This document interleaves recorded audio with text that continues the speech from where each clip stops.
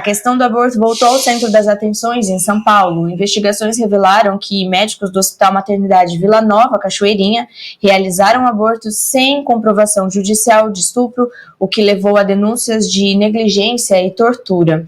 O presidente do Conselho Regional de Medicina do Estado de São Paulo, Ângelo Vaatimo, confirmou em depoimento na CPI que alguns abortos realizados no hospital eram ilegais.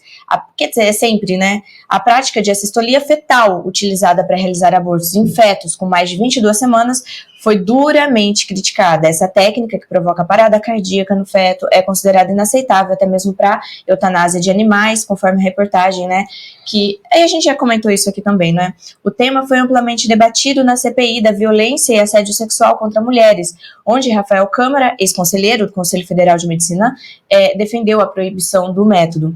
Durante as discussões, o vereador Rubinho Nunes, do União de São Paulo, criticou fortemente os partidos de esquerda e defendeu a vida desde a concepção, acusando-os de falta de caráter ao priorizarem a defesa do aborto sobre a investigação de irregularidades hospitalares. Rubinho Nunes afirmou que as vidas perdidas no hospital foram assassinadas e exigiu respeito e investigação dos procedimentos. Você acompanhou isso, Bernardo?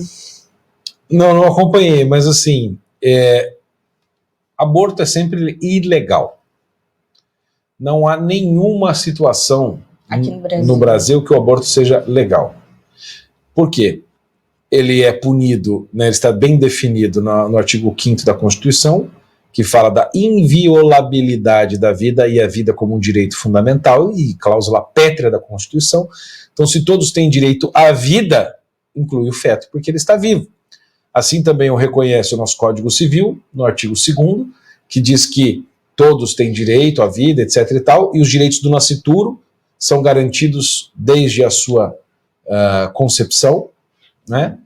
A lei põe a salvo os direitos do nascituro desde a concepção, é isso que diz o artigo 2º do nosso Código Civil. O Brasil também é consignatário do Pacto José da Costa Rica, que fala sobre isso, e outros pactos que falam sobre a necessidade da defesa da vida desde a concepção até o seu fim natural, ou seja, que é um preceito católico básico, né? Ou seja, do ponto de vista jurídico, é sempre ilegal. O que ocorre é que esta merda chamada nosso Código Penal permitiu duas exceções: caso de gravidez decorrida de estupro e caso de risco de vida para a mulher, para a mãe. Nesses dois casos, mediante autorização judicial, pode ocorrer o aborto. Aí a quantidade de semanas varia conforme as regulamentações, etc. E depois, em 2013, 14, eu não me lembro agora, ou 2011, o STF criou a lei de essa terceira exceção à regra, que é o caso de aborto quando a criança é diagnosticada com anencefalia, ou seja, ausência de céfalo, de cérebro, né? Só que estas são três exceções que fazem o seguinte: elas excluem a punibilidade. Sim. É uma excludente de ilicitude, eles excluem a ilicitude. Ou seja, ainda que seja crime, ainda que a pessoa possa sofrer um processo, ela não vai ser condenada a sofrer a pena. Mas ela pode ser condenada sem aplicação da pena.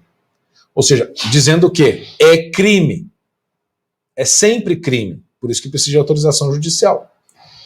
Então, e na própria realidade, e segundo o direito, que a gente chama de natural, eu acho que esse é um termo talvez meio impreciso, que se é dado por Deus, né, é um direito sobrenatural, né?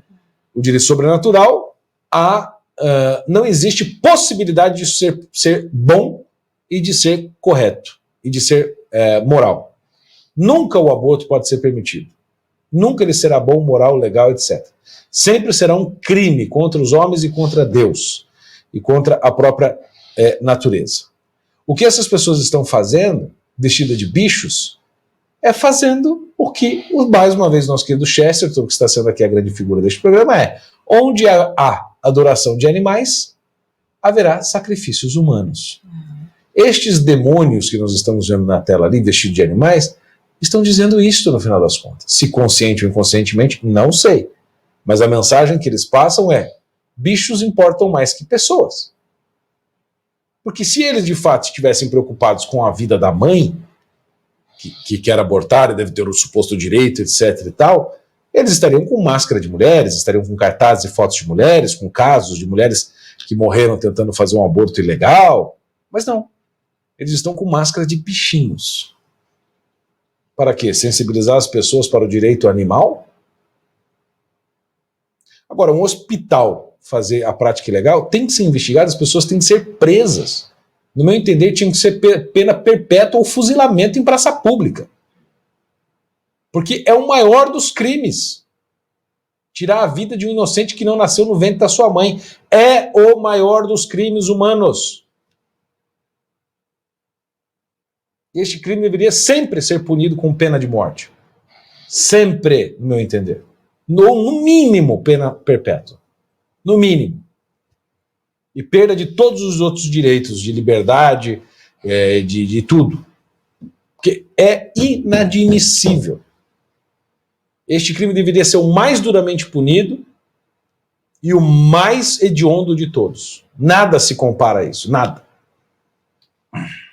É interessante você ter mencionado que o STF tenha criado outro ilicitude, como é? Excludente de ilicitude. Porque assim, também é outra exceção, porque isso não caberia ao STF fazer. Não, mas ali é um dos marcos do início do ativismo judicial. Isso, perfeito, Bernardo.